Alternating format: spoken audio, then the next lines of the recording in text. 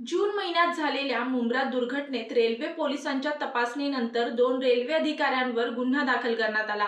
याचा निषेध करण्यासाठी सेंट्रल रेल्वे मजदूर संघाकडून छत्रपती शिवाजी महाराज टर्मिनस येथे जोरदार घोषणाबाजी करत आंदोलन करण्यात आले। या आंदोलनामुळे मध्य रेल्वेची वाहतूक विस्कळीत झाली। या आंदोलनामुळे जवळपास तासभर मध्य रेल्वेची वाहतूक रखडली होती आणि प्रवाशांचे मोठे हाल झाले।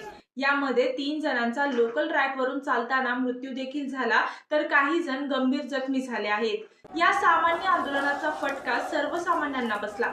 6 नोव्हेंबर 2025 रोजी संध्याकाळी सुमारे 5:30 ते 5:50 या दरम्यान सेंट्रल रेल्वे कर्मचाऱ्यांनी छत्रपती शिवाजी महाराज टर्मिनस येथे अचानक आंदोलन सुरू केले। या आंदोलनाचे मुख्य कारण म्हणजे 9 जून रोजी झालेल्या मुंब्रा रेल्वे अपघातात ज्यामुळे प्रवासी ठार झाले आणि काहींना इजा झाली। पुढे या संबंधित 2 अभियंत्यांविरुद्ध दाखल केलेल्या FIR मागे घेण्याबाबत हे आंदोलन करण्यात आले होते।